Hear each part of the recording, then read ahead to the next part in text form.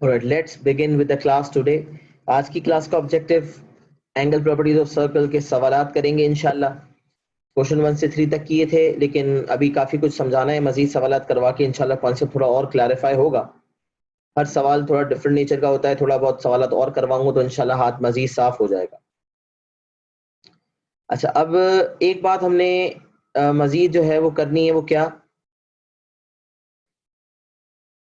वो ये कि जब भी एक सर्कल बना हुआ हो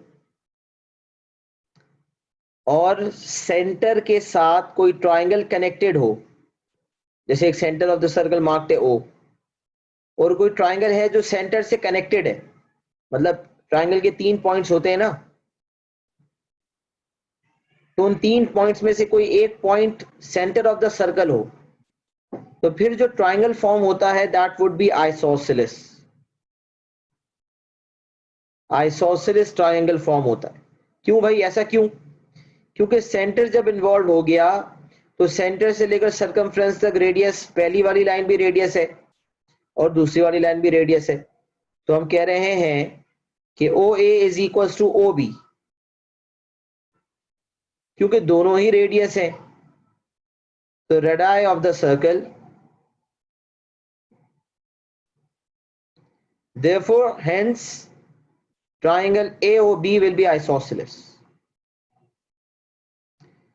तो कभी अगर आप सवाल देखें और उसमें आपको सेंटर ऑफ द सर्कल से कनेक्टेड कोई ट्रायंगल नजर आए, तो वहां पर इस बात को रिकॉल करना है कि ट्रायंगल से कनेक्शन में, जब ट्रायंगल से कनेक्ट होके, सॉरी, सेंटर से कनेक्ट होके कोई ट्रायंगल जब बनता है तो वो आइसोसेलेस ट्रायंगल होता है। सही है जी। अच्छा, इसके साथ स्टार्ट लेते हैं क्वेश्चन नंबर 4 और अटेम्प्ट करते हैं। In the diagram A B C D E lie on the circumference of a circle centre O. अब देखिए, इसमें आप देख सकते हैं 5 पॉइंट सर्कमफ्रेंस पे लाई कर रहे हैं, 5 पॉइंट्स। जब सर्कमफ्रेंस पे 5 पॉइंट्स लाई कर रहे हैं, लिहाजा मुख्तलिफ साइक्लिक क्वाड्रिलेटरल्स बनेंगे। तो यहां पर आप दिमाग लगाने के लिए लिख लें कि भाई आपने रिकॉल करना है कि साइक्लिक क्वाड्रिलेटरल्स बन सकते हैं मुख्तलिफ, A B C D, B C D A, B C D E, और ए बी सी डी तो बन ही रहा है, बस और कोई नजर नहीं आ रहे। जो नजर आ रहे हैं ना वही बस बनेंगे। तो साइक्लिक क्वाड्रिलेटरल जब बन रहे हैं, इसका मतलब कहीं ना कहीं साइक्लिक क्वाड्रिलेटरल की प्रॉपर्टी ऑपोजिट एंगल्स और सप्लीमेंट्री वाली प्रॉपर्टी का इस्तेमाल होगा। सिर्फ जहन में रखने के लिए, आपने इस बात को जहन में रखने के लिए साइक्लिक क्वाड्रिलेटरल का लफ्ज लिख दिया। अच्छा, OB is parallel to DC। अब देखिए, ये जो पैरेलल वाला इजाफा होता है ना, ये बात बड़ी इंपॉर्टेंट होती है। जब सर्कल के अंदर पैरेलल लाइंस का जिक्र आ गया तो फिर हमें क्या क्या रिकॉल करना है, सिर्फ रिकॉल के लिए बता रहा हूं। ऑल्टरनेट एंगल्स भी हो सकते हैं और कॉरस्पॉन्डिंग एंगल्स भी हो सकते हैं, और इंटीरियर एंगल्स और सप्लीमेंट्री वाली बात भी लग सकती है। ये 3 एंगल्स हैं। ऑल्टरनेट एंगल Z वगैरह या N वगैरह बनता है, बराबर होते हैं। कॉरस्पॉन्डिंग एंगल्स F बनता है तो बराबर होते हैं, और इंटीरियर एंगल जो है ना वो सप्लीमेंट्री होते हैं। ये तमाम हमने पैरेलल लाइंस की प्रॉपर्टीज में डिस्कस किया हुआ है। तो बहरहाल जब पैरेलल का लफ्ज लिखा हुआ आ गया तो आपने फौरन रिकॉल करना है कि ऐसे कोई एंगल्स लग सकते हैं। अब डायग्राम पे जरा देखें आप, पैरेलल लाइंस कौन कौन सी है, OB और DC। आपको इंस्ट्रक्शन क्या है, सवाल पढ़ते जाएं और साथ साथ डायग्राम पे कुछ इंफॉर्मेशन ऐड करते जाएं। तो जब आपने ये लफ्ज पढ़ा OB is parallel to DC, तो कौन से एंगल्स आपके जहन में आए? अब देखिए, OB से कनेक्टिंग OB और ये लाइन है AD। OB और DC क्या है, पैरेलल। एक थर्ड लाइन AOD उनको कट कर रही है, तो कोई एंगल हमें समझ आता है? दो लाइंस पैरेलल हों और एक लाइन उन्हें कट करे, इस लाइन को कहते हैं ट्रांसवर्सल। हमने सीखा ये वाला एंगल इस वाले एंगल के बराबर होता है। क्यों भाई, कॉरस्पॉन्डिंग। तो क्या ऐसा सिलसिला यहां पर मौजूद है? तो अगर आप देखें तो OB DC पैरेलल है, AOD ट्रांसवर्सल लाइन है।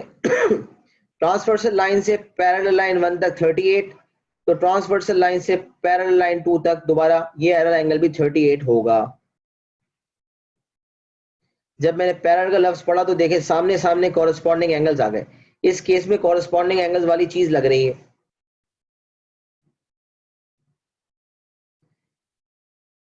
अच्छा, उसके अलावा और भी बहुत सारे एंगल्स इस डायग्राम में आ सकते हैं। बहरहाल हम सवाल पढ़ते हैं आगे। AD is a diameter of the circle. अब आपको एक बात बताई गई कि जब डायमीटर का लफ्ज पढ़ें तो डायमीटर लॉन्गेस्ट कॉर्ड है, और लॉन्गेस्ट कॉर्ड जब सरकमफ्रेंस पे एंगल बनाता है तो वो कितना होता है? तो लॉन्गेस्ट कॉर्ड जब सरकमफ्रेंस पे एंगल सबटेंड करता है तो that is equal to 90 degree. तो मुझे बताएं यहाँ AD कहाँ एंगल बना रहा है? AD डायमीटर कहाँ एंगल बना रहा है? सिर्फ एक ही जगह जा रहा है। A और D दोनों पॉइंट्स किसी एक जगह पे मिल रहे हैं। हाँ, तो A और D दोनों E पे जा रहे हैं और कहीं नहीं जा रहे। कुछ बच्चे कहते हैं B पे 90, C पे 90, बिल्कुल गलत। A वाला पॉइंट A से B तक लाइन जा रही है और D से C तक जा रही है। A और D से लाइन कहीं नहीं जा रही, सिर्फ E पे जा रही है। तो A और D वाला जो कॉर्ड है वो सिर्फ E पे एंगल बना रहा है। लिहाजा जब ये प्रॉपर्टी मैंने पढ़ी तो फौरन मेरे जहन में आ गया कि AED 90 है। तो सवाल पढ़ते गए और मार्किंग करते गए, 90 मैंने बना लिया यहाँ पर। अच्छा, अब आइए सवाल सॉल्व करते हैं। सबसे पहला पार्ट है OAB। अब देखिए सेंटर है O और सेंटर से कनेक्टिंग ट्राइंगल OAB बन रहा है, ट्राइंगल OAB। तो ट्राइंगल OAB कौन सा ट्राइंगल होगा? अभी आपको बताया कि अगर सेंटर को इंक्लूड करते हुए कोई ट्राइंगल बने तो वो ट्राइंगल आइसोसेलेस होता है। तो ये ट्राइंगल OAB आइसोसेलेस है। और कौन कौन सी साइड्स बराबर हैं? OB और OA। क्यों भाई? सेंटर O है तो O से लेकर A तक भी रेडियस है, O से लेकर B तक भी रेडियस है। दो रेडियसेस हैं, दोनों बराबर हैं, लिहाजा ट्राइंगल OAB आइसोसेलेस होगा। और ये वाला एंगल OAB और OBA, ये वाले एंगल्स भी बराबर होंगे। तो मुझे तो OAB पूछा गया, तो लेट सपोज मैं यहां कहता हूं x plus 38 is equal to 180। तो यहां से जो है मेरे पास एंगल आ जाएगा 180 माइनस 38 डिवाइडेड बाय 2, 71 डिग्री।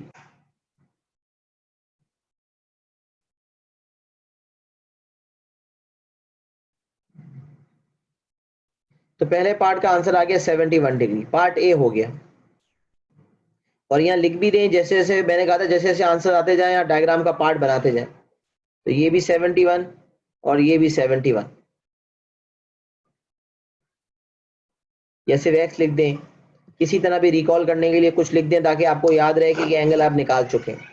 अच्छा, पार्ट ए हो गया। Part B ODC।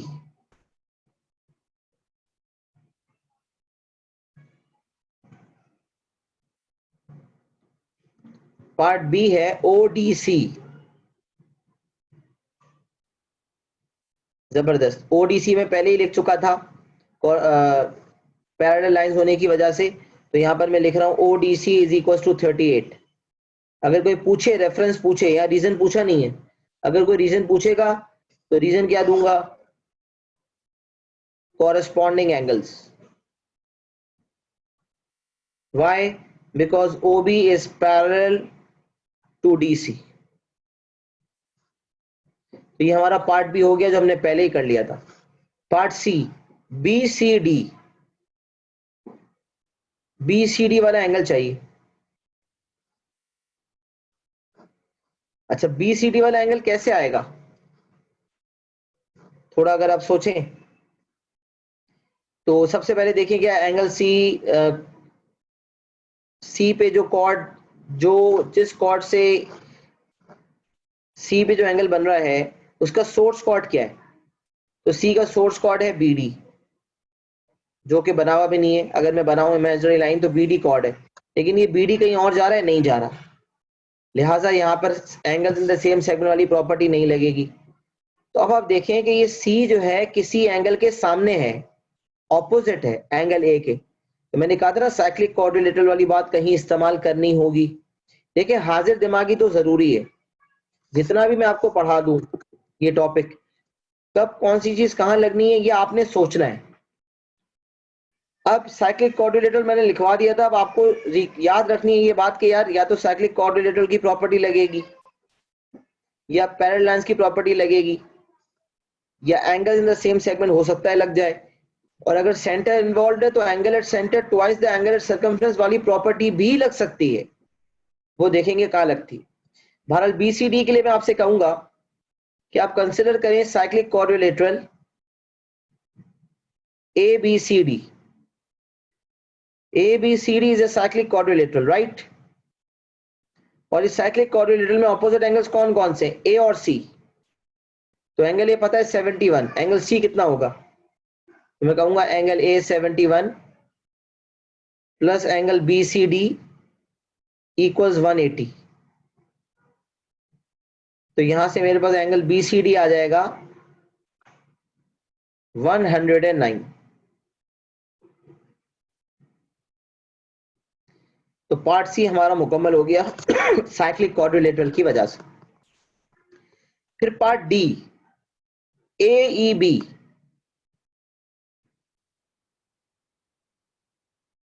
अच्छा, अब अगर आप नोटिस करें तो AEB में जो कॉर्ड है वो कौन सा है, कॉर्ड AB। अब मुझे बताएं, या तो कॉर्ड AB सर्कमफ्रेंस पे कहीं जा रहा होगा या कॉर्ड AB सेंटर पे जा रहा होगा।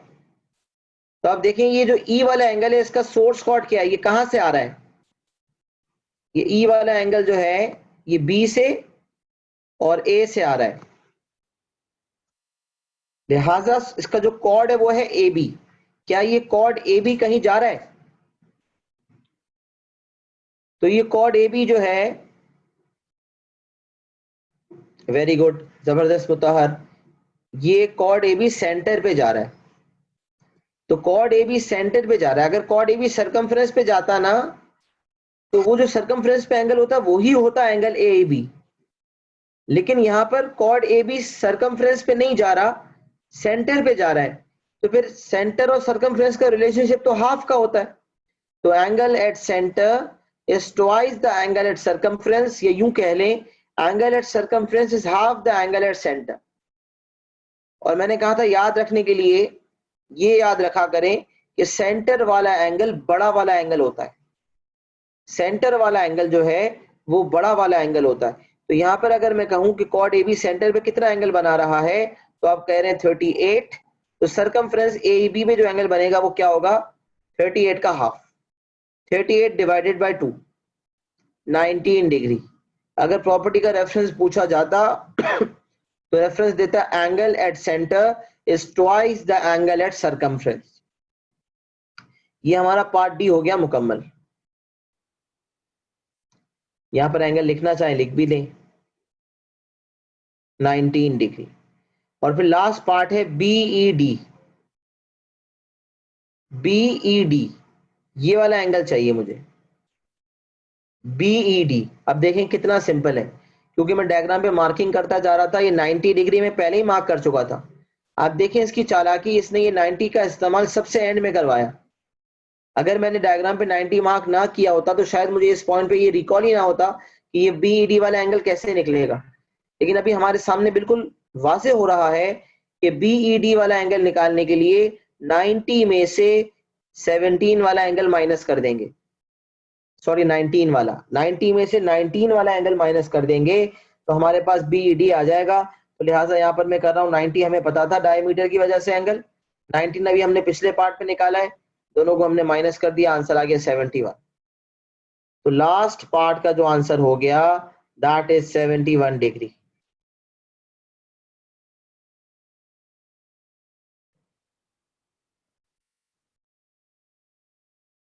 ये हमारा पार्ट ई हो गया। अब मुझे बताएं क्या सारे पार्ट सबको समझ आ गए या किसी पार्ट में किसी बच्चे को कोई डाउट है।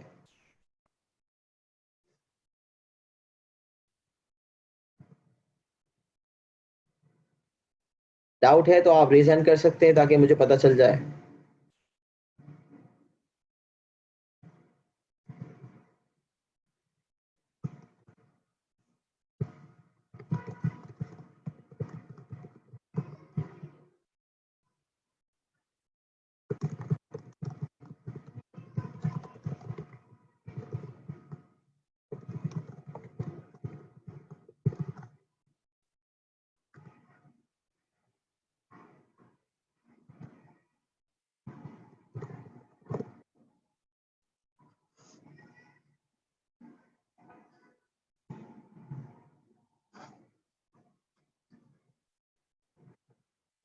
पार्ट ए तो मैंने बहुत वाज़ेह तरीके से समझा दिया था कि ओ ए बी एक ट्राइंगल है, और शुरू में मैंने बताया कि जब कोई ट्राइंगल सेंटर के थ्रू बनता है तो वो आइसोसेलेस होता है, क्योंकि ओ ए बी ट्राइंगल में ओ ए और ओ बी बराबर हैं रेडियस होने की वजह से। ओ बी और ए ये दोनों रेडियस है। ये वाला एंगल पता है 38 है, तो आइसोसेलेस ट्राइंगल के दोनों बेस एंगल सेम होते हैं, तो दोनों को x का नाम दिया, x प्लस 38 इक्वल्स 180, उससे x आ गया 71। ये काम हमने किया था पार्ट ए में। ये हमारा क्वेश्चन नंबर 4 निपट गया। आते हैं क्वेश्चन नंबर 5 पे। In the diagram A B C D E, screenshot ले लें जिसको लेनी है, फिर मैं स्क्रीन बड़ी करके पार्ट क्वेश्चन 5 पे आ रहा हूं।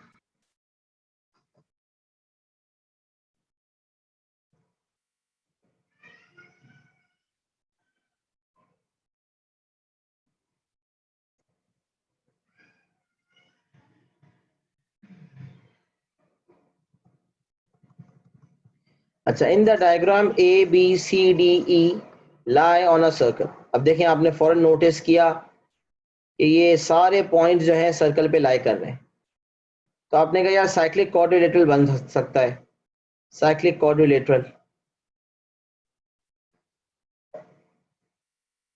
तो कौन से बनेंगे? अलग अलग बन सकते हैं। डायग्राम पे अगर आप देखें ए बी सी डी बन रहा, ए बी सी डी तो खैर ज्वाइन नहीं हुआ ए डी, तो जो नजर आ रहा है वो है A B C E, B C D E और ए सी डी ई, ये मुख्तलिफ हमें नजर आ रहे हैं। तो बस जहन में रखना है कि इस सवाल में साइक्लिक कोऑर्डिनेटर की प्रॉपर्टी कहीं भी लगाई जा सकती है।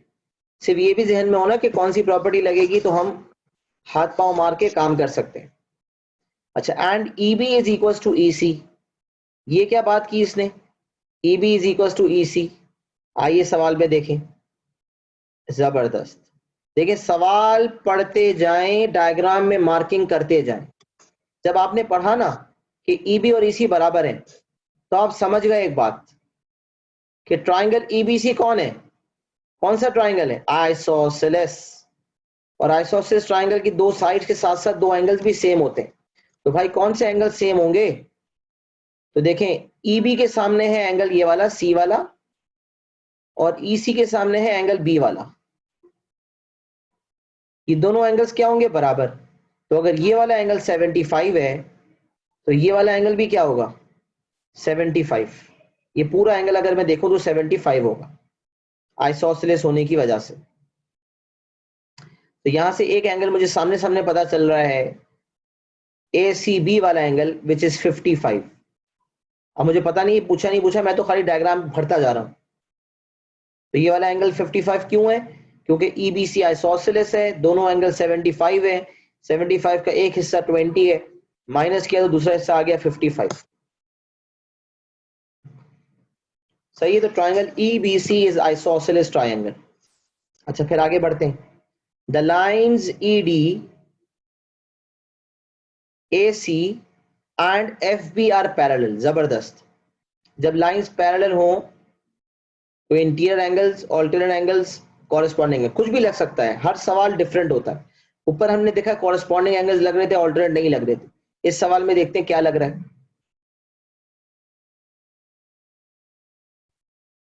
तो इस सवाल में हम देख सकते हैं तीन पैरेलल लाइंस हैं। तो हम देख सकते हैं कि अगर मैं FB और AC की बात करूं तो मुझे समझ आ रहा है कि ये वाला एंगल इस वाले एंगल के बराबर होगा। लेट्स सपोज अगर ये x है तो ये भी x होगा।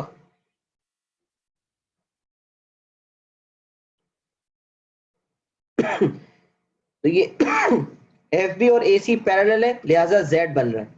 देखिए आप, Z बन रहा है, तो Z के ये दो एंगल्स बराबर होंगे, ऑल्टरनेट एंगल्स। इसी तरह AC और ED पैरेलल है, तो AC और ED पैरेलल होने की वजह से एक और Z बन रहा है। तो ये वाला एंगल 20 है तो ये वाला भी 20 होगा। देखें यहाँ ACED, ये भी Z फॉर्म हो रहा है, ये 20 है तो ये भी 20 होगा। और भी मेरे जहन में बहुत सारे एंगल्स आ रहे हैं, लेकिन अभी मैं डिस्क्लोज नहीं कर रहा, क्योंकि फिर आप लोग कंफ्यूज हो जाते हैं कि भाई डायग्राम में बहुत सारे एंगल जो हैं वो मार्क कर रहे हैं हो गए, तो आप कंफ्यूज हो जाते हैं। तो भाई तरीका ये होता है कि आपके जहन में डायग्राम देख के सवाल पढ़ के जो आ रहा हो, ये टिप मैंने आपको दी थी, सवाल पढ़ते जाएंगे, मार्किंग करते जाएंगे और डायग्राम को क्लोजली ऑब्जर्व करके जितने एंगल्स आपके जहन में आ रहे हैं डायग्राम का पार्ट बनाते जाएं। तो आप जब सवाल की तरफ आएंगे तो आप देखेंगे आप तकरीबन आंसर्स पहले ही निकाल चुके हैं। सही, अच्छा चलें अब सवाल देखते हैं कि सवाल जो है वो क्या पूछ रहा है मुझसे। एंगल सीईडी, सीईडी देखिए, सीईडी वाला एंगल मैं पहले ही निकाल चुका हूं। सीईडी वाला एंगल 20 डिग्री है, तो मैं लिख देता हूं यहां पर, ये ऑल्टरनेट एंगल्स होने की वजह से है, रीजन देना नहीं है, आपके लिए लिख रहा हूं। ऑल्टरनेट एंगल्स क्यों है? क्योंकि एसी जो है वो पैरेलल टू ईडी है, इस सवाल में लिखा हुआ था। तो पहले पार्ट का आंसर आ गया 20 डिग्री, पहला पार्ट मुकम्मल। पार्ट बी की जानिब बढ़ते हैं। सीडीई, सीडीई ये वाला एंगल चाहिए। अच्छा, सीडीई वाला एंगल में सोच में पड़ा कि कैसे निकलेगा कोई एंगल सेम सेगमेंट वाली प्रॉपर्टी भी नहीं लग रही।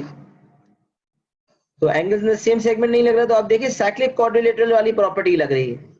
आपने ऊपर लिखा था ना साइक्लिक क्वाड्रिलेटरल, तो आपको दिमाग यहाँ खुला रखना है कि यहाँ साइक्लिक क्वाड्रिलेटरल वाली प्रॉपर्टी लग रही है। कौन सा साइक्लिक क्वाड्रिलेटरल बन रहा है यहाँ पर?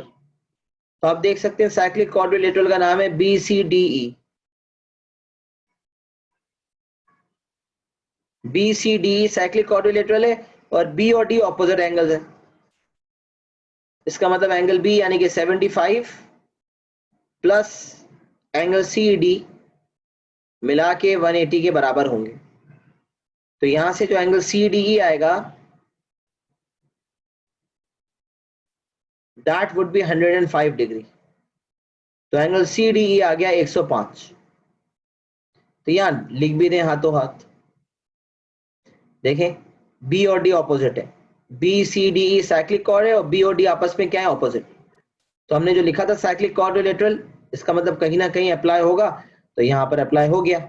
आगे भी कहीं दोबारा भी अप्लाई हो सकता है, जरूरी नहीं है कि एक दफा हो गया तो फिर ना हो सके। तो पार्ट बी भी हमने यहाँ पर मुकम्मल कर लिया। अच्छा, अब हम आते हैं ECD पे। तो ये तो समझ लें फ्री के मार्क्स है ना। अगर मुझे एग्जामिनर ने कहा है ECD निकालो, तो ट्राइंगल ECD में दो एंगल्स तो मेरे पास मौजूद हैं, दोनों ही उसने खुद ने निकलवा लिए, तो बस यहाँ तो कोई मसला ही नहीं है। 180 में से माइनस कर दें बाकी दो एंगल्स, तो 180 माइनस 20 माइनस 105। 180 में से 20 और 105 माइनस कर दिया, आंसर आ गया 55। तो ये हमारा हो गया पार्ट नंबर सी। यहां पर आप लिख भी दें 55।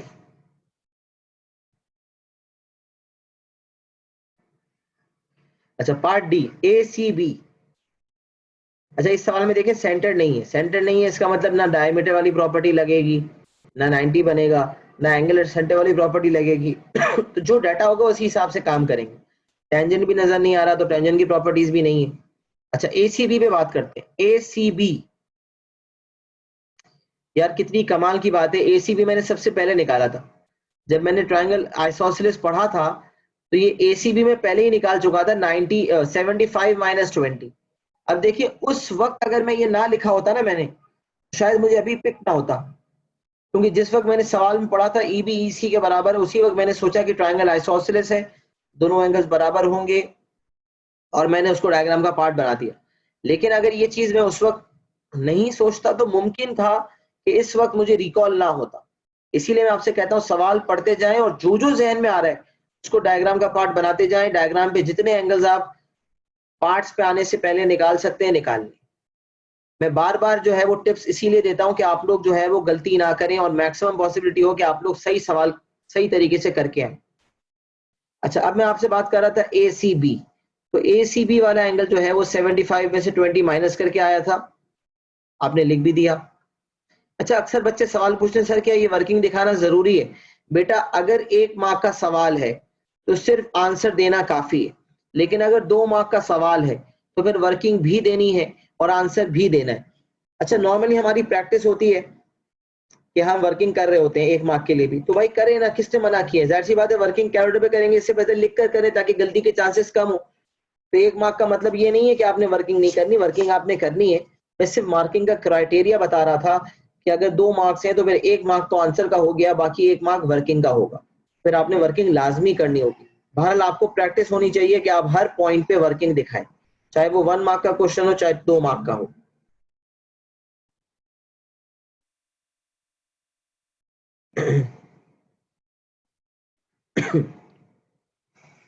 अच्छा, अभी हमारा 55 आ गया ACB। हमसे पूछा जा रहा है ABF।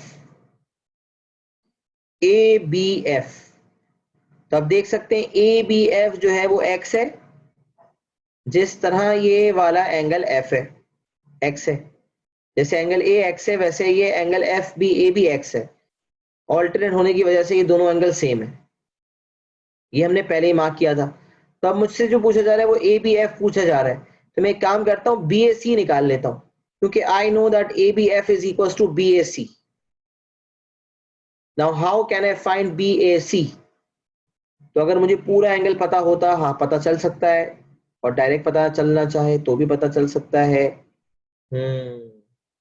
देखिए मुख्तलिफ तरीके कार हैं जिससे ये हो सकता है। मैं एक दो चीजें आपके सामने रखता हूँ, आपके सामने क्लैरिफिकेशन आ जाएगी, आप लोग खुद भी सोच रहे होंगे माशाल्लाह से। तो देखें, ट्राइंगल EBC जब मैंने कंसिडर किया था, मैंने ज्यादा डाटा नहीं लिखा था ताकि आप लोग कंफ्यूजन ना हो, लेकिन ये 75 था, ये 75 था, तो ट्राइंगल EBC में ये वाला एंगल निकल सकता था 30।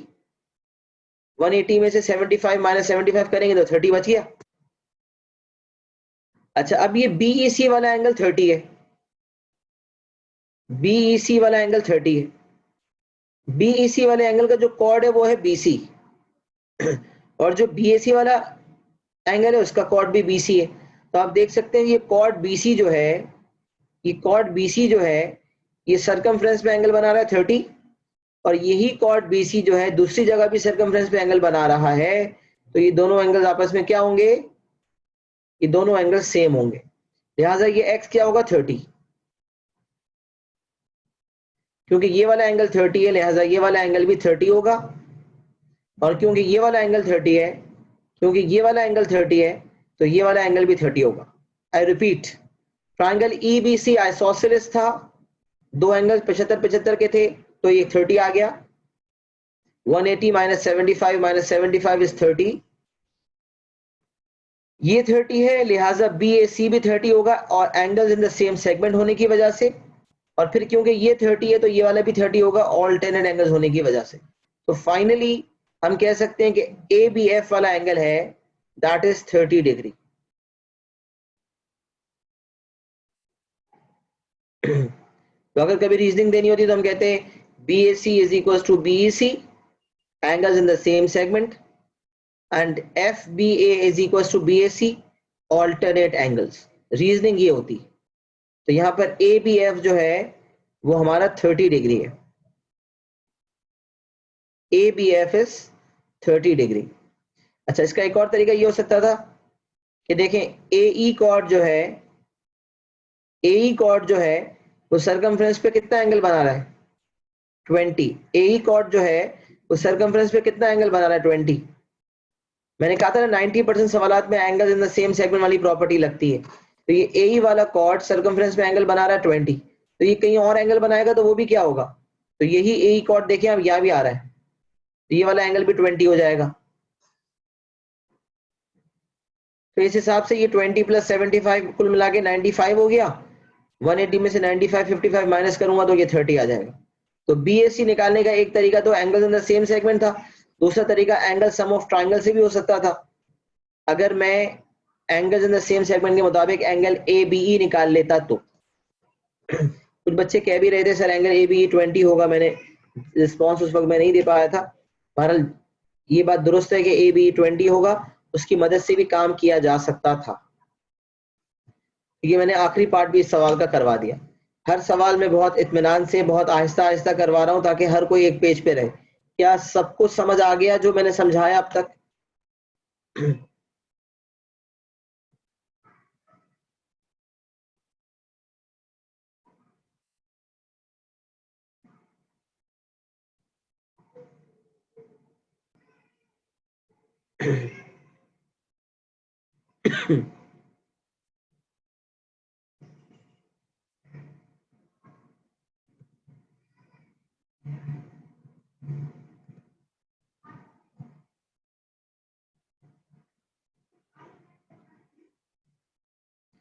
सही है, जबरदस्त। स्क्रीनशॉट ले लें सवाल का भी, आगे बढ़ते हैं।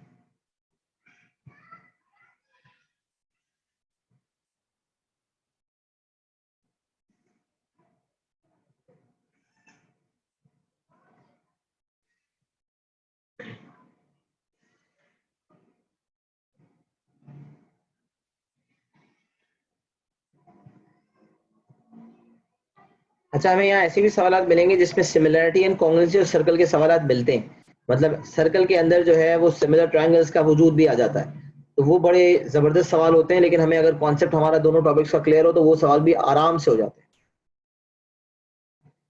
चलिए क्वेश्चन नंबर 6 की तरफ आते हैं।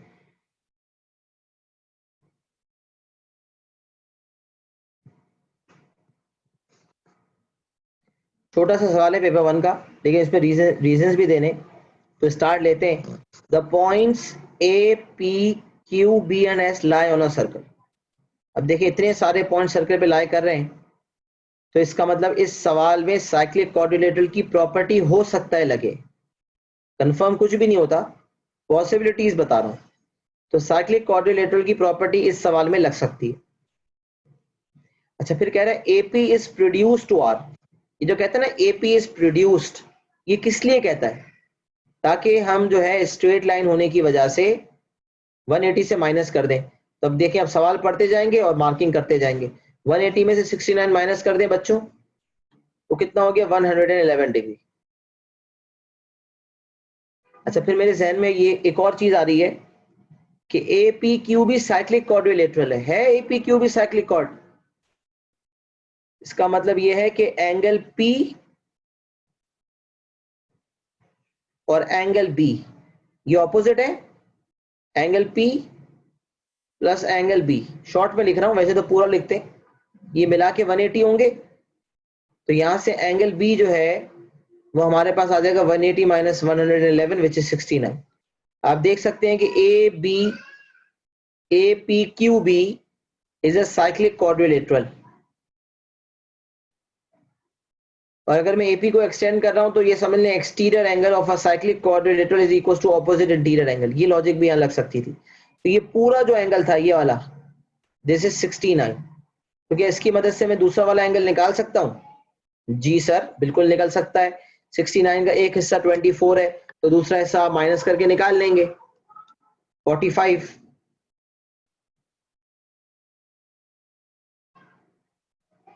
सही है। तो ये एक तो स्ट्रेट लाइन वाला सामने आ रहा था, दूसरा ये साइक्लिक कॉर्ड वाली बात कनेक्ट हो गई, तो मैंने आपके सामने पेश कर दी। बहरहाल देखते हैं सवाल पूछा क्या गया। फाइंड क्यू पी बी पूछा जा रहा है, Q P B, giving your reasons. जबरदस्त। देखिए क्यू पी बी का जो कॉर्ड है वो कौन सा है? क्यू पी बी का जो कॉर्ड है वो है क्यू बी। Very good. क्या ये क्यू बी कॉर्ड कहीं और एंगल फॉर्म कर रहा है? बिल्कुल कर रहा है। किस पॉइंट पे? एस पे कर रहा है। Very good, Q S B. तो हम यहां पर कहेंगे Q P B is equal to Q S B. आप नोटिस कर सकते हैं क्यू पी बी में भी क्यू बी आ रहा है, क्यू एस बी में भी क्यू बी आ रहा है। तो ये कॉर्ड सेम है। कौन सा कॉर्ड है? Chord Q B. तो दोनों एंगल्स होंगे बराबर 21 के। एक तो 21 दिया हुआ है, लिहाजा हम लिखेंगे Q P B is equal to 21। Reason क्या है? Angles in the same segment are equal, वो भी लिख दें, angle in the same segment are equal, पूरा लिख दें। तो ये पार्ट ए में मैंने आंसर भी दिया और आंसर के साथ साथ मैंने रीजन भी दिया कि ये प्रॉपर्टी लग रही है angles in the same segment. ये एंगल्स का मैंने शॉर्टकट लिखा है, आप पूरा लिख दें, angles in the same segment are equal. ये हमारा पार्ट ए मुकम्मल हो गया। यहां पर मैं लिख देता हूं 21। फिर कह रहा है given that M is the mid point of A B. कह रहा है given that M is the midpoint of AB। सही है भाई। Find PMA। अच्छा मुझे निकालना है PMA। चलो तो मैं PM लाइन बनानी पड़ेगी पहले। बच्चे पूछे सर कि PMA तो ट्रायंगल बन ही नहीं रहा। तो बच्चों नहीं बन रहा तो क्या मतलब, बना लो। P से M तक हमने ज्वाइन किया तो PMA ट्रायंगल बन गया। तो मुझे कौन सा एंगल निकालना था, PMA निकालना था। अब सवाल ये पैदा होता है ये PMA वाला एंगल मैं कैसे निकालूं।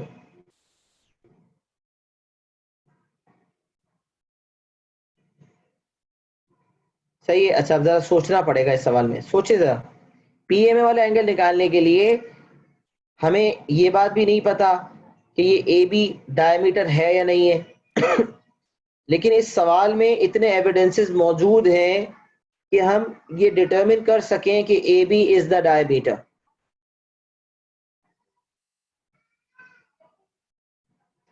कैसे में, अगर AB डायमीटर होगा ना तो फिर M will be the centre of the circle, क्योंकि M AB का मिड पॉइंट है। अगर तो AB डायमीटर हुआ तो डायमीटर का मिड पॉइंट हमेशा सेंटर ऑफ द सर्कल होता है, ये बात हमें पता होनी चाहिए।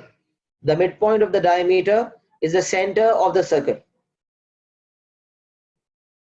तो सबसे पहले अगर हम देखें,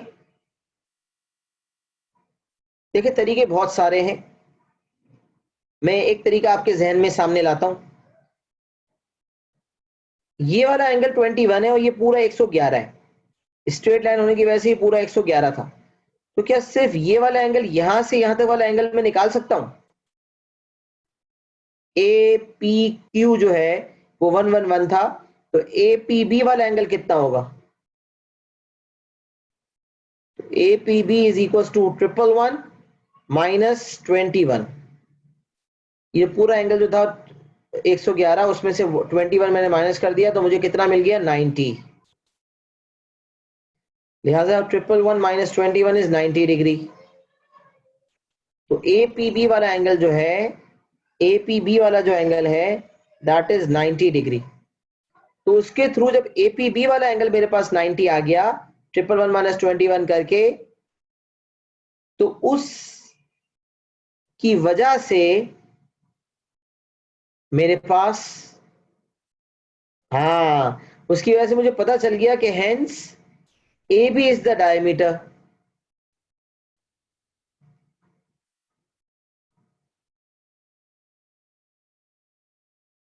क्योंकि APB वाला एंगल 90 है तो ये AB, ऐसा कैसे मुमकिन है कि सरकमफ्रेंस पे एंगल 90 बने। ऐसा सिर्फ तब मुमकिन है जब जो कॉर्ड हो वो डायमीटर हो। तो APB 90 है ना, तो मैं समझ गया AB is the diameter because हमें पता है प्रॉपर्टी है right angle in a semi circle, angle subtended by the diameter is 90। तो मैंने ऐसे रेफरेंस के तौर पे लिख दिया। जब मुझे पता चल गया कि AB डायमीटर है, hence M is the center of the circle, M is the center of the circle। जब मुझे पता चल गया ये 90 होने की वजह से कि AB डायमीटर है तो डायमीटर का मिड पॉइंट हमेशा सेंटर ऑफ द सर्कल होता है। अब क्योंकि ये M कोई ऑर्डिनरी पॉइंट नहीं है, ये सेंटर ऑफ द सर्कल है, लिहाजा अब अगर आपको PMA वाला एंगल निकालना है तो आप देख सकते हैं PMA वाला एंगल है एंगल एट सेंटर, और PBA वाला एंगल है एंगल एट सर्कमफ्रेंस, और angle at centre angle at circumference का डबल होता है, लिहाजा 24 का डबल हो जाएगा 48। फिर हम नीचे क्या कहेंगे, PMA is equals to 2 times 24 which is 48, और प्रॉपर्टी का रेफरेंस लिख दें एंगल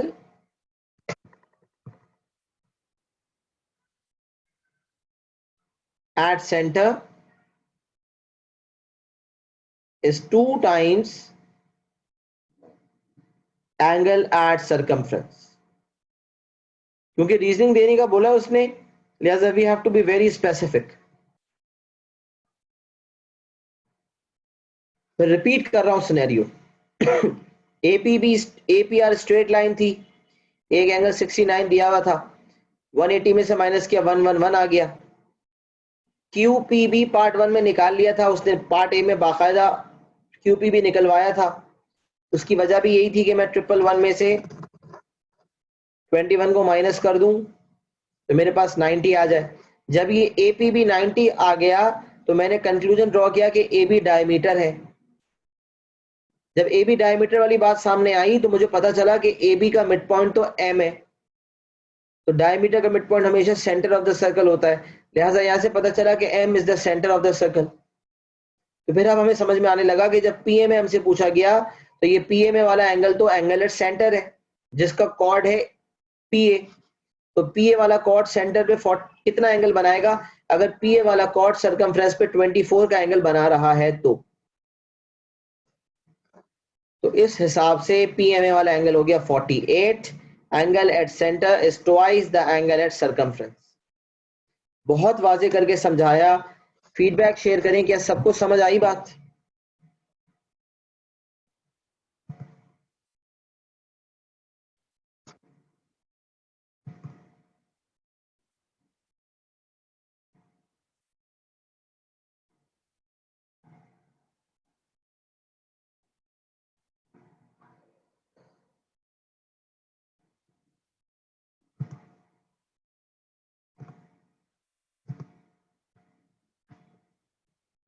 स्क्रीनशॉट ले लें, अगले सवाल की तरफ बढ़ते हैं।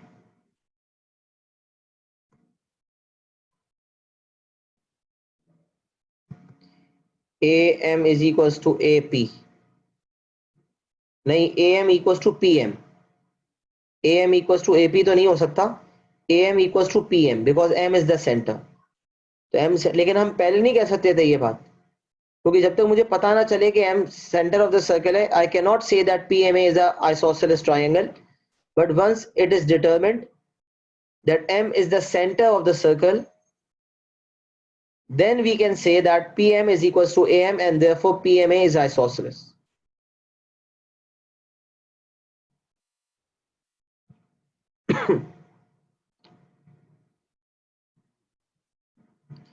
चलिए क्वेश्चन नंबर 7 की जाने बढ़ते हैं।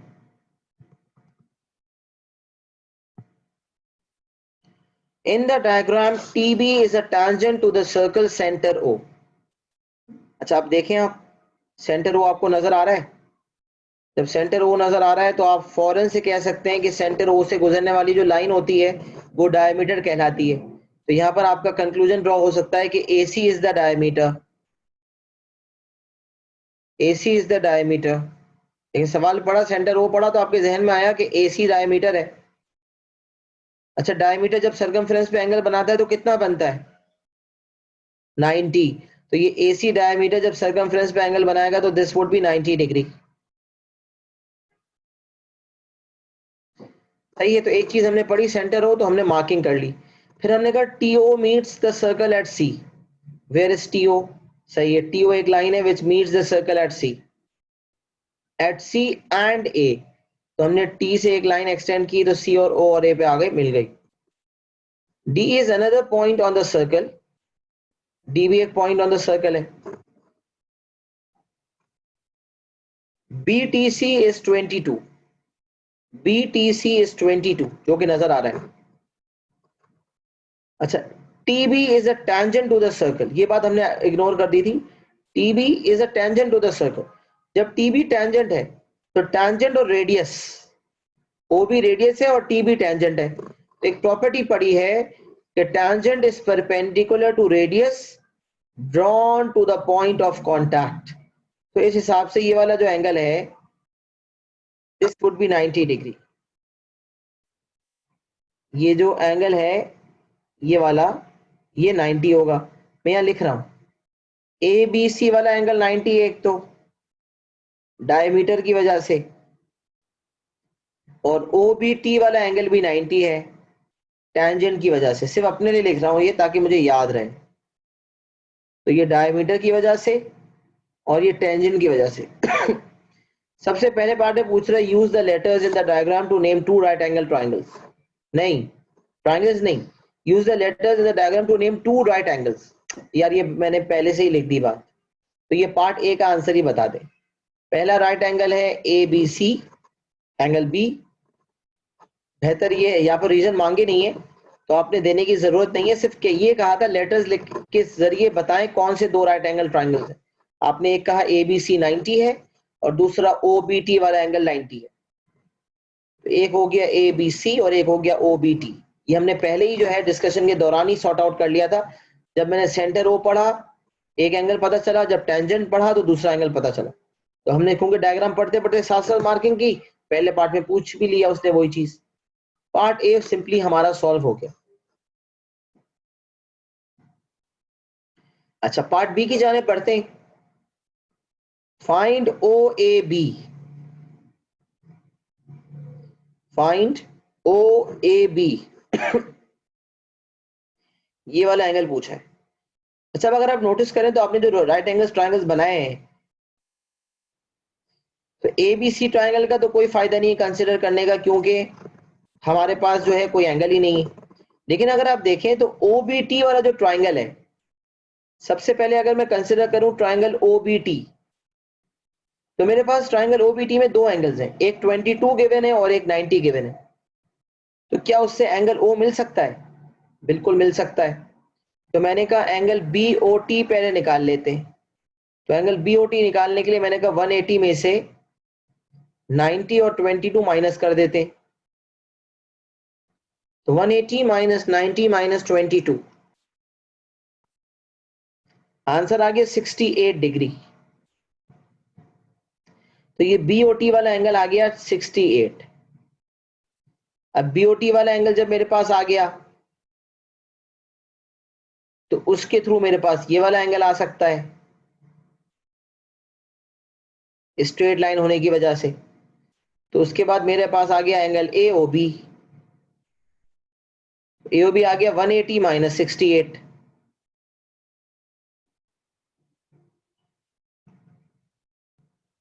Which is 112। तो ये आपने लिख दिया 112। अब बताएं आपसे कौन सा एंगल पूछा जा रहा था? ओ ए बी वाला। तो पहले तो आप ये सॉर्ट आउट करें कि ट्राइंगल ओ ए बी कौन सा ट्राइंगल है। Triangle O A B is isosceles triangle. ऐसा क्यों? क्योंकि ए ओ बी का एक पॉइंट है ओ, और ओ सेंटर ऑफ द सर्कल है, लिहाजा ओ ए और ओ बी बराबर है, लिहाजा triangle O A B isosceles होगा। और जब ट्राइंगल आइसोसेलेस होते हैं तो दोनों बेस एंगल सेम होते हैं। मैंने कहा x plus 112 is equal to 180। तो यहां से जो मेरा x आएगा दैट वुड बी 34।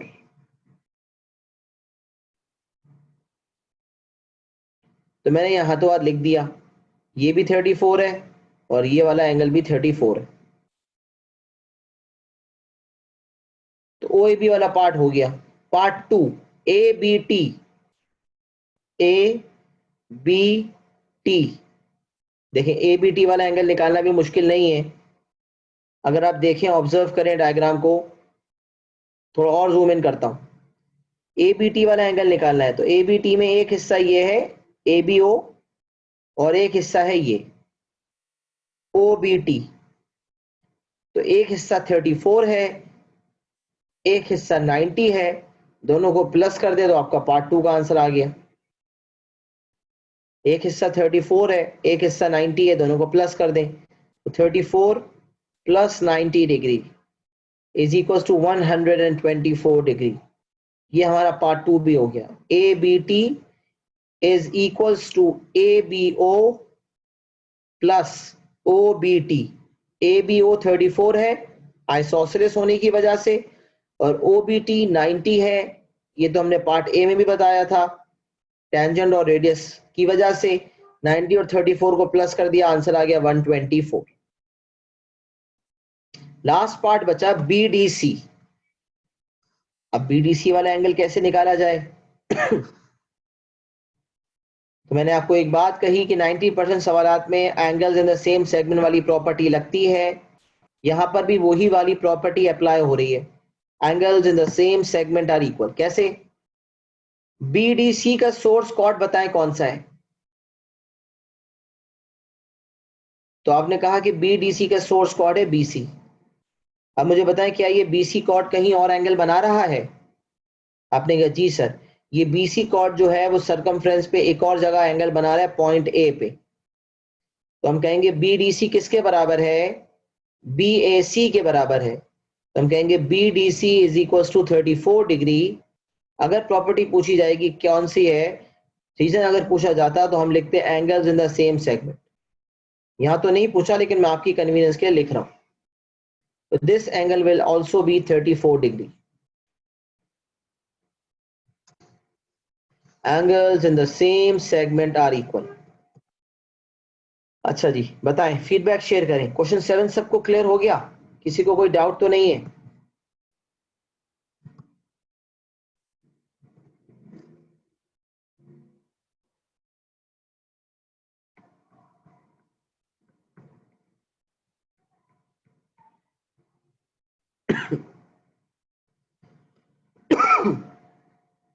स्क्रीनशॉट ले लें।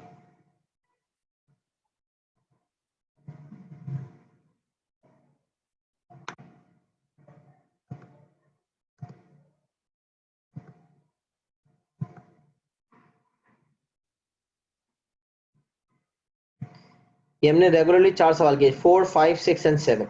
चौथा सवाल है आज का।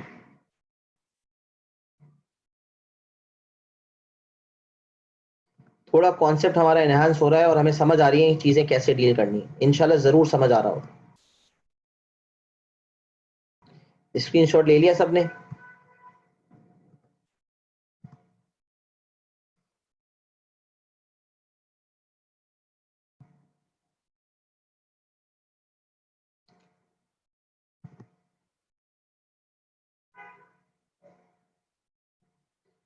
क्वेश्चन 8 तो बहुत सिंपल सा सवाल लग रहा है, देख लेते हैं। चलिए, क्वेश्चन 8 छोटा सा सवाल ही है तो देख ही लेते हैं। क्वेश्चन 8, 9 दोनों ही कर लेते हैं। चलिए चलिए क्वेश्चन 8 स्टार्ट लेते हैं। The points A, B, C, D and E lie on the circle with diameter AC। अच्छा, जैसे आपने ये लफ्ज पढ़ा डायमीटर AC, जैसे आपने पढ़ा डायमीटर AC, आप समझ गए कि भाई यहां पर तो डायमीटर वाली प्रॉपर्टी लगेगी। अच्छा, डायमीटर AC कहीं जा रहा है, कहीं एंगल फॉर्म कर रहा है डायमीटर AC। ये AC है और ये एक सेंटर मार्क हुआ हुआ है यहां पर, तो ये AC नहीं, कहीं एंगल नहीं फॉर्म कर रहा।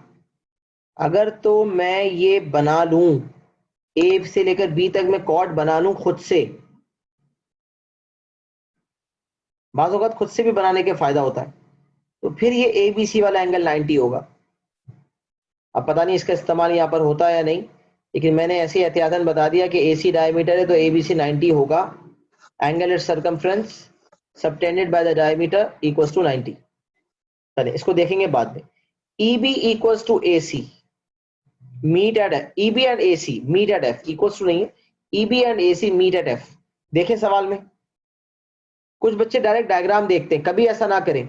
सवाल पढ़ते जाएं और डायग्राम को क्लोजली ऑब्जर्व करके उसमें इन्फो ऐड करते जाएं। तो उसने कहा EB एंड AC इंटरसेक्ट या मीट एट F। अच्छा, ये क्यों उसने इतने वाज़ेह तौर पे बताया? क्योंकि हमें एक बात पता है कि जब दो लाइनें किसी पॉइंट पे मिलती है ना, तो वर्टिकली ऑपोजिट एंगल्स बनते हैं।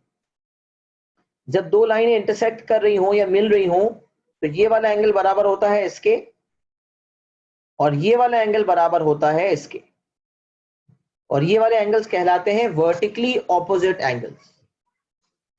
ये एंगल्स कहलाते हैं वर्टिकली ऑपोजिट एंगल्स। लिहाजा यहां पर उसने यही बात बताई कि they are meeting at F, therefore यहां पर हम कुछ कनेक्शन बना सकते हैं कि one of them is 65, the other would also be 65। तो यहां से एक एंगल मुझे पता चल रहा है AFE वाला। सही है, देखते हैं बाकी। GA is a tangent to the circle at A। जबरदस्त। GA tangent to the circle है at A, और AC डायमीटर था, तो डायमीटर या रेडियस कह लें, वो टेंजेंट के साथ 90 का एंगल बनाता है। तो इस हिसाब से मुझे पता चल गया कि ये GAC वाला एंगल 90 होगा। ये भी मैं अपने पास नोट कर लेता हूं।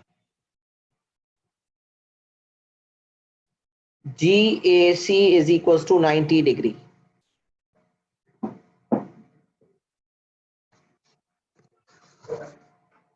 सही है जी, ये भी हमने मार्क कर लिया। अच्छा अब देखते हैं पूछा क्या है। सवाल पूछा है GAE,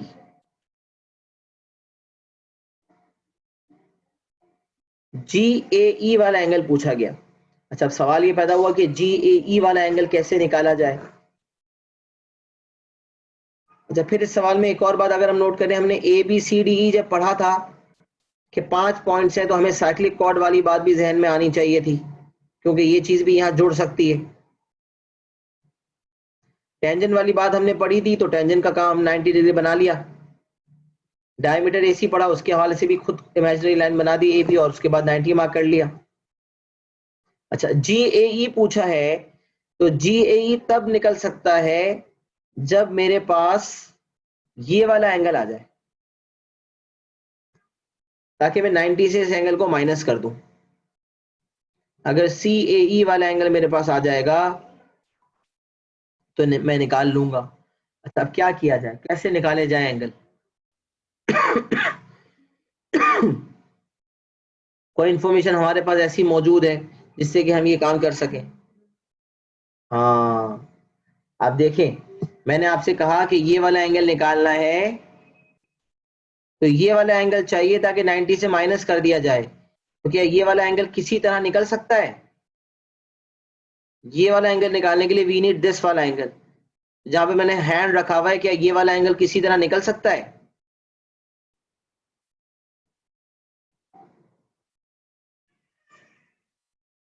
very good Mutahar. Cyclic quadrilateral, आप देख सकते हैं, मैंने आपको कहा था साइक्लिक कॉर्ड वाली प्रॉपर्टी लगेगी। कौन सा कॉर्ड साइक्लिक क्वाड्रिलेटरल है यहाँ पर? तो हम कहेंगे quadrilateral ACDE। ACDE is a cyclic quadrilateral. तो कौन कौन से एंगल्स ऑपोजिट है? A और D, लिहाजा एंगल A और एंगल D मिला के 180 बनेंगे। तो angle A plus angle D equals 180। तो इस रूल के मुताबिक एंगल A जो है वो आ जाएगा 180 माइनस 128। माइनस कर दे, द आंसर वुड बी 52। तो दिस इज 52 साइक्लिक कॉर्ड की वजह से, ऑपोजिट एंगल्स है। और जब एक एंगल 52 है 90 में से, तो दूसरा निकालने के लिए वी कैन से GAE निकाल रहा हूं now, 90 minus 52 and the answer is 38। तो मेरा जो फाइनल आंसर होगा that would be 38।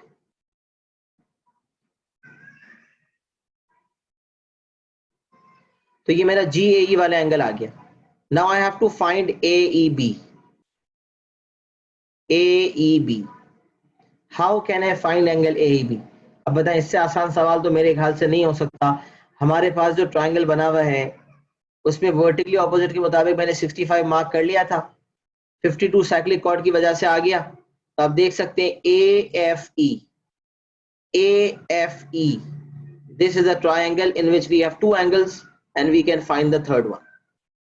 So we can simply say 180 minus 52 minus 65, जो भी एंगल आएगा that would be our answer. 180 minus 52 minus 65, the answer is 63. तो ये तमाम पेपर 1 के सवाल जो हम कर रहे हैं, कुछ सवाल पेपर 1 के, कुछ पेपर 2 के। जो पेपर 1 के वो हमने मैनुअली करने हैं इंशाल्लाह। तो हमें जब पेपर जब अटेम्प्ट कर रहे हो तो रेफरेंस देख कर किया करें, ताकि हमें उसी हिसाब से पता हो कि हमें कैलकुलेटर उठाना है या नहीं उठाना। दोनों पार्ट्स बहुत सिंपल थे, बआसानी हमने कर लिए। क्या सबको समझ आ गए?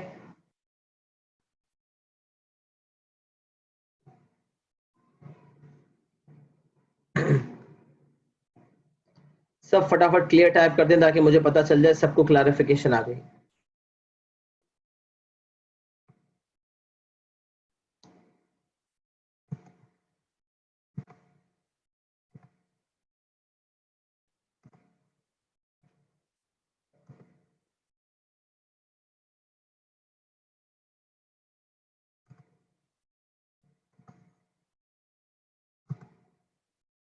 बेस्ट। अब एक क्वेश्चन नंबर 9 करते हैं जिसमें थोड़ा टाइम लगेगा, उसके बाद इंशाल्लाह इसको आखिरी सवाल बना देंगे आज को। अच्छा बड़ा सवाल है, तो प्रॉपर तरीके से अटेम्प्ट करते हैं। ऊपर का स्क्रीनशॉट अगर किसी ने नहीं लिया तो स्क्रीनशॉट फटाफट ले लें। क्वेश्चन नंबर 9 अटेम्प्ट करते हैं।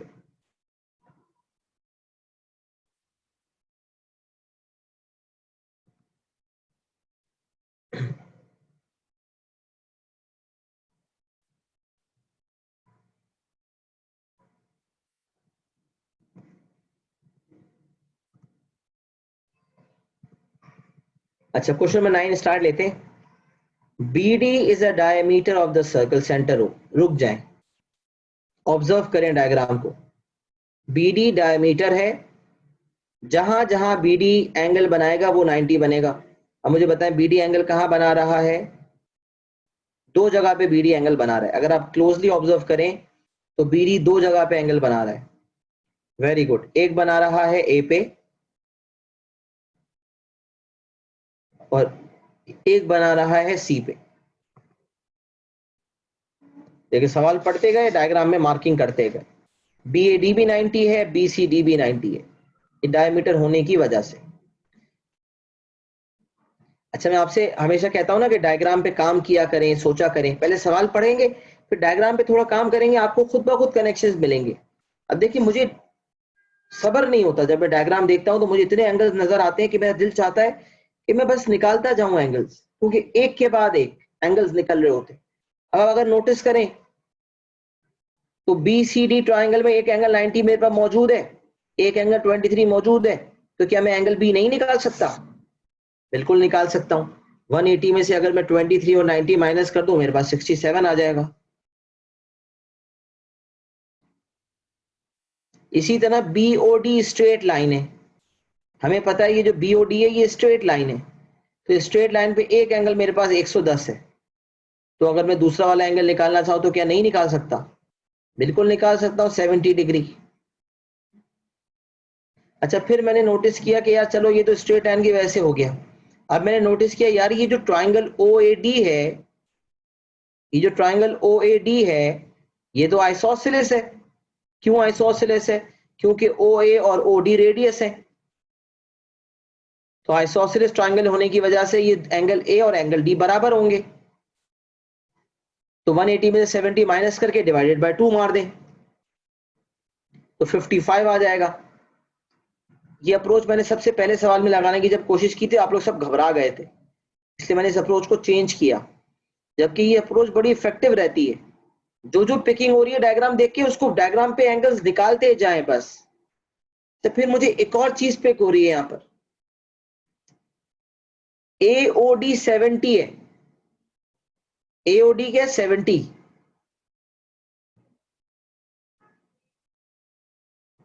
चले छोड़े, अब इससे ज्यादा करूंगा तो घबरा जाएंगे आप लोग।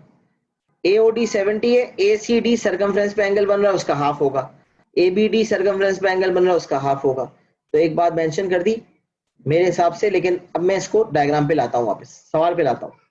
अच्छा, AB and DC when produce meet at E, ये भी हमें समझ आ रहा है। ये पूरा मुझे EAD ट्रायंगल नजर आ रहा है ब्रॉड पर्सपेक्टिव में। EAD ट्रायंगल में एंगल A पता है, एंगल D पूरा पता है, एंगल E अगर निकालना चाहूं ना निकाल सकता हूं। बारह अब देखते हैं निकालने का क्या है। Find part 1 ADO। ADO, आप देखें ADO मैंने निकाल लिया, पहले ही निकाल लिया। ADO मेरा कितना आ रहा है?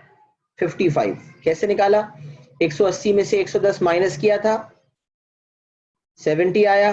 180 में से 70 माइनस किया, डिवाइड बाय 2 किया, 55 आ गया। और एक बात शायद मैंने पहले कभी मेंशन की है नहीं, आई एम नॉट श्योर, कि अगर कभी ट्राइंगल की कोई साइड एक्सटेंड हो रही हो, लेट सपोज ट्राइंगल ABC है, उसमें BC एक्सटेंड हो रही है, तो ये जो एक्सटीरियर एंगल होगा ना ट्राइंगल का, this will be equal to the two opposite interior angles. I am not sure, मैंने पहले लिखा है नहीं, बताया। एक्सटीरियर एंगल is equal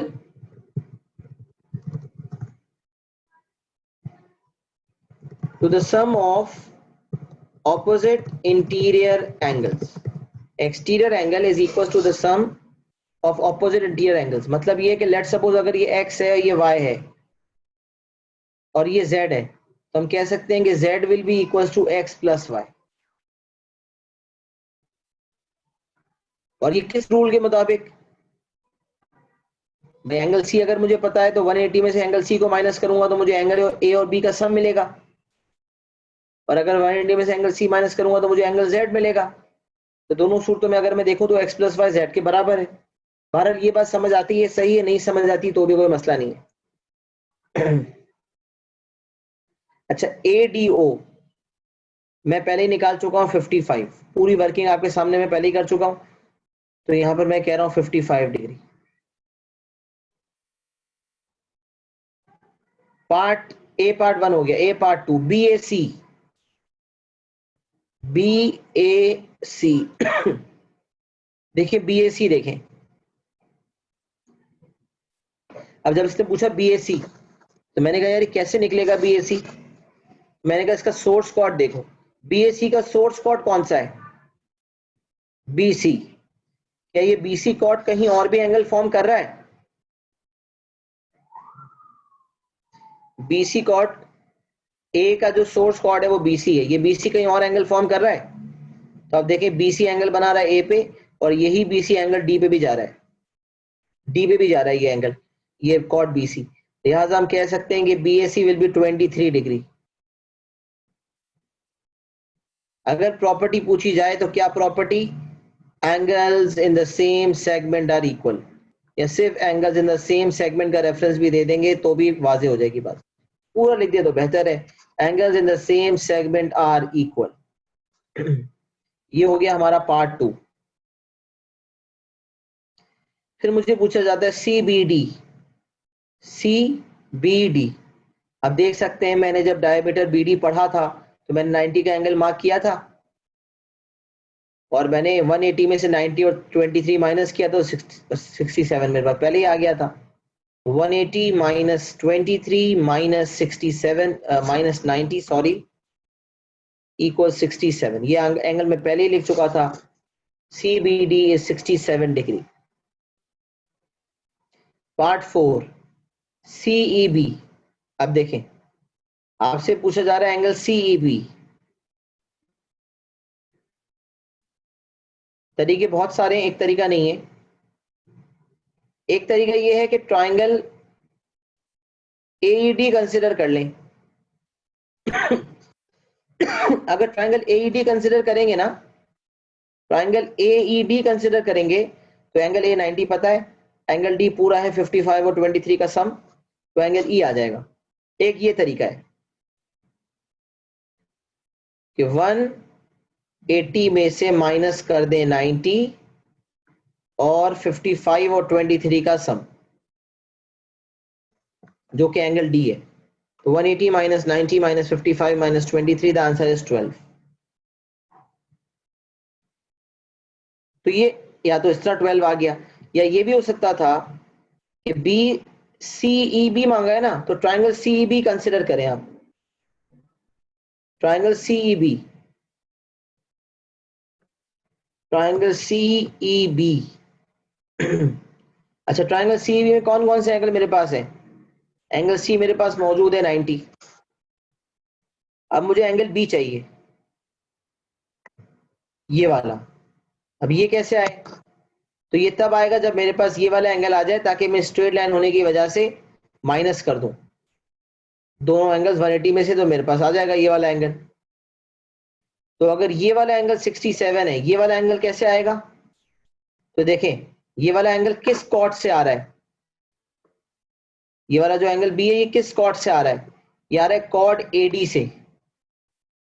बिल्कुल सही है वहां, वेरी गुड। एंगल सेंटर भी हो सकता है 70 डिवाइडेड बाई 2। तो ये एंगल बी किस कॉर्ड से आ रहा है? एडी से आ रहा है, तो एडी सेंटर पे एंगल बना रहा है 70, और ये जो एडी है सर्कमफ्रेंस पे एंगल बनाएगा तो कितना बनेगा? 70 डिवाइडेड बाई 2 35। तो आप पहले सी बी वाला एंगल निकालते, 180 में से 67 और 35 माइनस करते तो आपके पास सी बी ई वाला एंगल आ जाता, 180 माइनस 67 माइनस 35, ये वाला एंगल आया था 78। फिर आप 180 में से 90 और 78 को माइनस कर देते तो आपके पास 12 आ जाता। तो इसके थ्रू भी एंगल 12 निकाला जा सकता था। तो ट्राइंगल CBE कंसिडर किया जाता है या ट्राइंगल AED, दोनों से हमारे पास एंगल E आ गया। पार्ट ए तक सबको क्लियर है? कोई डाउट ए में है तो मुझे बता दें अभी।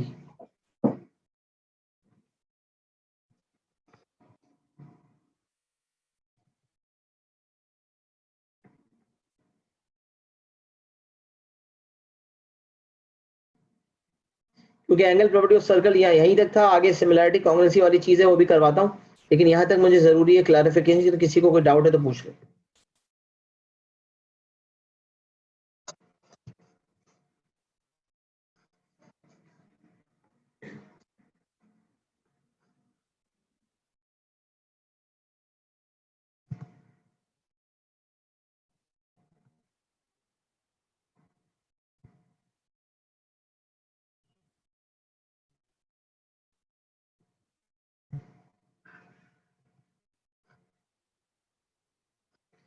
सबके रिस्पांस नहीं आते मुझे, फटाफट फौरन सबके रिस्पांस चाहिए होते हैं। क्या डाउट्स हैं किसी को?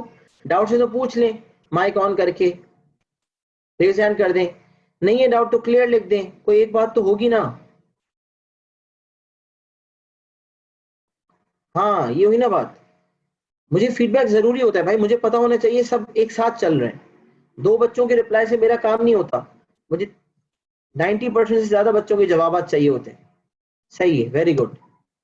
पार्ट ए मुकम्मल हो गया, पार्ट बी की जाने बढ़ते हैं।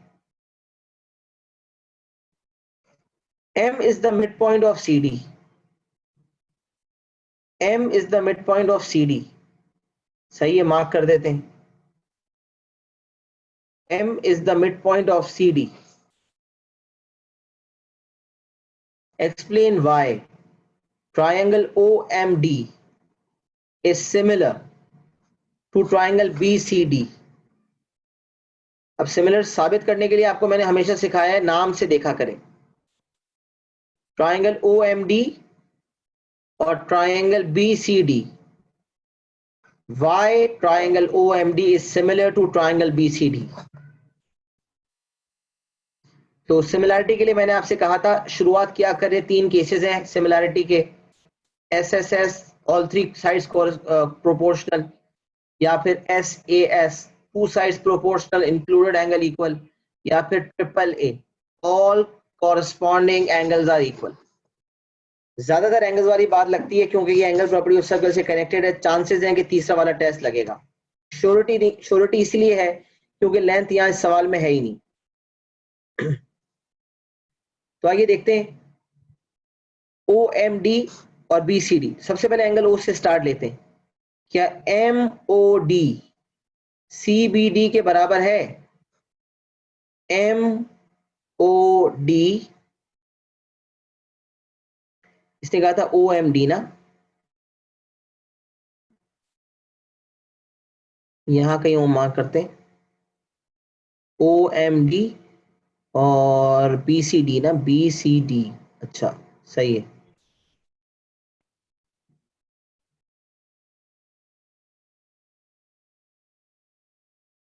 BCD और OMD क्या ये सिमिलर हैं? तो मैं सबसे पहले कह रहा हूं MOD और CBD बराबर है या नहीं है?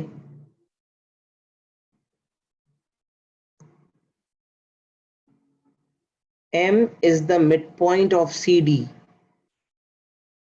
हाँ देखो एक बात मुझे पता है कि मिड पॉइंट है और सेंटर से लेकर मिड पॉइंट तक जब लाइन बनती है,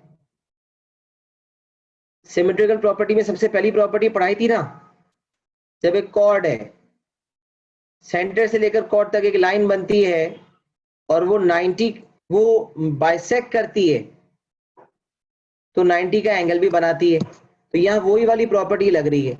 ये वाला एंगल 90 में कैसे कंक्लूजन ड्राइव करूंगा कि ये 90 है? तो अब देखें, मुझे बताया जा रहा है कि CD का जो मिड पॉइंट है वो M है। जब मैं OMD की बात करूंगा तो ये O से लेकर M तक, सेंटर से लेकर कॉर्ड तक जब लाइन बनी तो अगर सेंटर से कॉर्ड तक वाली लाइन ने कॉर्ड को दो इक्वल पार्ट्स में डिवाइड किया, यानी कि बाइसेक्ट किया, तो यकीनन 90 का एंगल भी बनाएगी।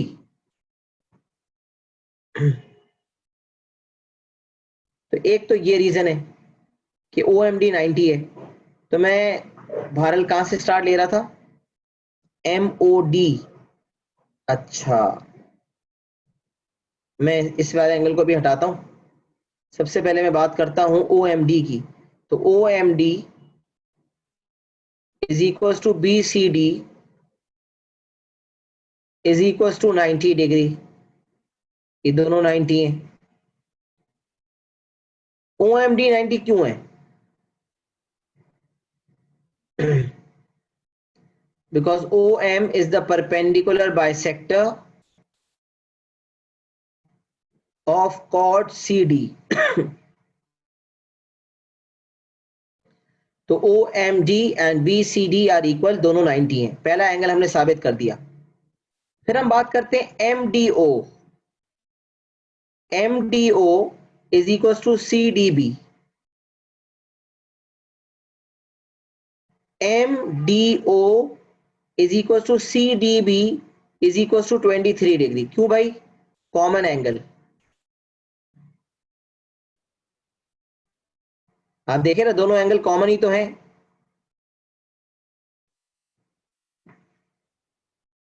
तो एक एंगल 90 बराबर है। और 90 क्यों है? क्योंकि M मिड पॉइंट था, और जब सेंटर से मिड पॉइंट तक लाइन आती है कॉर्ड तक, तो वो अगर, क्योंकि वो मिड पॉइंट तक आ रही है, वो बाइसेक्ट कर रही है कॉर्ड को, तो 90 भी बनाएगी। तो मैंने कहा OMD BCD दोनों 90 है, MDO CDB दोनों 23 है, कॉमन एंगल की वजह से। Hence third angle will also B same. मैंने इनिशियली लिख दिया था MOD और CBD ये बराबर है, ये हमें इनिशियली नहीं पता था। लेकिन अब मैं कह सकता हूं कि MOD is equal to CBD is equal to 67। इसका रीजन अगर मैं दूंगा तो मैं कहूंगा एंगल सम ऑफ ट्राइंगल। वैसे मैंने आपको बताया था कि एग्जामिनर की मार्किंग स्कीम के मुताबिक भी अगर आपने दो एंगल्स को सेम प्रूफ कर दिया तो तीसरा अज्यूम्ड होता है कि वो सेम होगा, लेकिन मैंने आपको कहा था बेहतर होता है कि आप लिख दें। तो आपने कहा दो एंगल्स, एक 90 है, एक 23 कॉमन एंगल है, तीसरा एंगल ऑटोमेटिक सेम हो जाएगा। हेंस ट्राइंगल्स आर सिमिलर, या हेंस प्रूव्ड, या हेंस एक्सप्लेन्ड, कुछ भी लिख दें। सही है। ये पार्ट 1B का मैंने कर दिया। चलो part 2, write down the value of triangle OMD upon triangle BCD. We know that when two triangles are similar, whenever two triangles are similar, the ratio of the areas is equals to the ratio of the length and then squared. तो ratio of length निकाल के square करेंगे, ratio of area आ जाएगा। सवाल ये पैदा होता है कि यहां तो कोई लेंथ दी हुई नहीं है। Triangle OMD and BCD are similar, तो सिमिलर ट्रायंगल्स का एरिया निकालने के लिए लेंथ का रेशियो निकाल के स्क्वायर। अच्छा, अब सर नोट करें, आप डायग्राम पे आए। मैं सारे एंगल्स मिटा रहा हूं अब, ये मेरे किसी काम की नहीं है एंगल्स, सिर्फ समझाने के लिए आखिरी पार्ट। ये वाला पॉइंट M था। अब देखिएगा DOM और DBC, OMD और BCD ये सिमिलर है। कौन सी साइड है जिसका रेशियो मुझे पता है? पहले तो ये देखिए कौन कौन सी साइड्स कॉरेस्पॉन्डिंग है। OM upon BC, MD upon CD और OD अपॉन BD। क्या OM और BC का रेशियो मुझे पता है? नहीं पता, नहीं निकल सकता। क्या MD और CD मुझे पता है? हाँ पता है ना, MD और CD तो मुझे पता है, क्योंकि CD MD का डबल है। CD जो है वो MD का डबल है। तो अगर MD 1 है तो CM भी 1 है, तो CD पूरा 2 है। तो समझ लो 2:1 का रेशियो चल रहा है। ट्राइंगल OMD की लेंथ अगर MD की 1 है तो BCD में CD की लेंथ होगी 2। Why? Because M is the midpoint and CD is twice of MD. लिहाजा अगर मैं लेंथ का रेशियो देखूं तो अगर OMD की लेंथ को मैं 1 मानता हूं तो OMD में MD को मैं 1 मानता हूं तो MD is 1 तो CD is twice of that. We can say 1/2 whole square. तो 1/2 whole square is 1/4. तो एरिया ऑफ ट्राइंगल्स का जो ट्राइंगल्स के एरिया का रेशियो है दैट इज 1/4. मुझे राइट डाउन द वैल्यू बोला था, द वैल्यू वुड बी 1/4.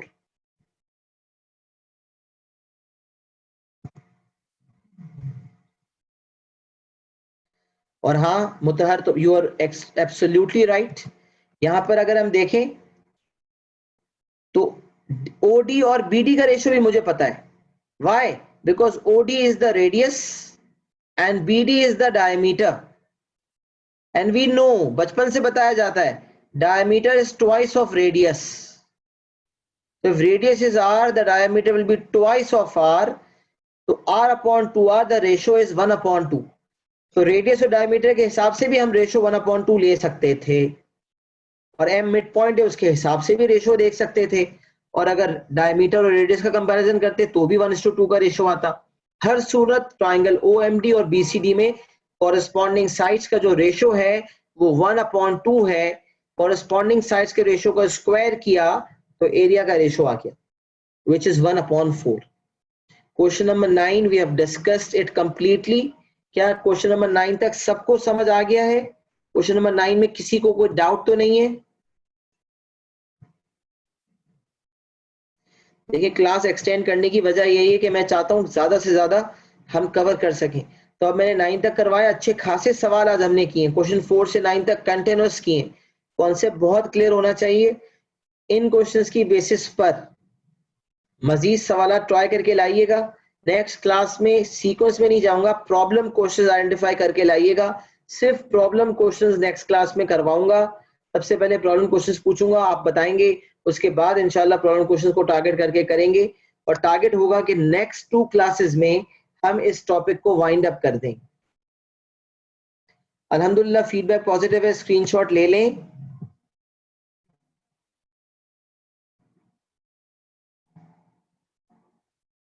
जबरदस्त, सबको क्लियर है और सबने समझ लिया अल्हम्दुलिल्लाह.